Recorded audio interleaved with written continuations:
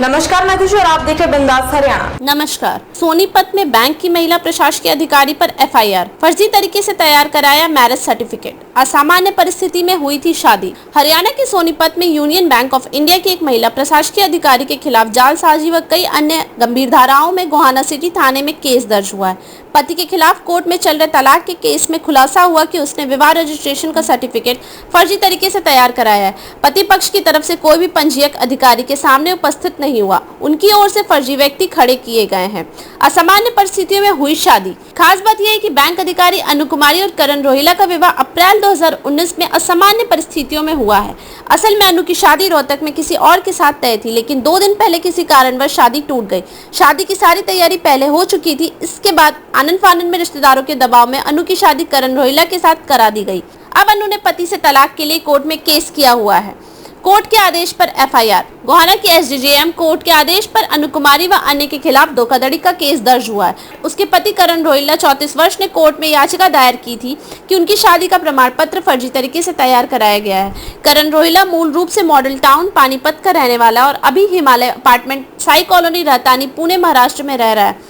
करण रोहिला मूल रूप से मॉडल टाउन पानीपत का रहने वाला और अभी हिमालय अपार्टमेंट साई कॉलोनी रहतानी पुणे महाराष्ट्र में रह रहा है। वहीं अनु कुमारी यूनियन बैंक ऑफ इंडिया में प्रशासकीय अधिकारी है और वर्तमान में वह अहमदाबाद में तैनात है। वह मूल रूप से सूर्यनगर गोहाना की रहने वाली है। करण रोहिला ने कोर्ट में दायर याचिका में बताया कि उसका विवाह 21 अप्रैल 2019 को गोहाना की अनु कुमारी रोहिला के साथ हिंदू रीति रिवाज और अनुष्ठान के अनुसार रोहतक में हुआ था।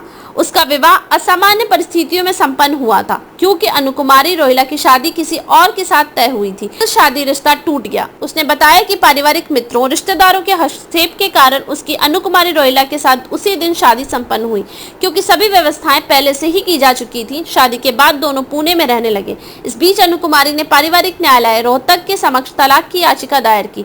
उसने विवाह रजिस्ट्रेशन सर्टिफिकेट संख्या 1876 दिनांक 26/4/2019 कोर्ट में पेश किया। वे तो कभी रजिस्ट्रार के सामने गए ही नहीं। मैरिज रजिस्ट्रेशन सर्टिफिकेट देखकर उनको शादी काफी आश्चर्य हुआ, क्योंकि न तो वह और न ही उसके परिवार के सदस्य कभी भी उक्त प्राधिकारी अर्थात विवाह रजिस्ट्रेशन गोहाना के समक्ष विवाह को पंजीकृत कराने और विवाह पंजीकरण प्रमाण पत्र प्राप्त करने के लिए उपस्थित नहीं हुए थे। उसके साथ साथ उसके पिता और माता के हस्ताक्षरों की जालसाजी करके दस्तावेज तैयार किए गए हैं।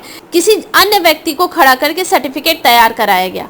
अब तक के लिए बस इतना ही। फिर होगी आपसे मुलाकात ऐसी दिन भर की बड़ी खबरों के साथ। तब तक के लिए नमस्कार और देखते रहिए बिंदास हरियाणा।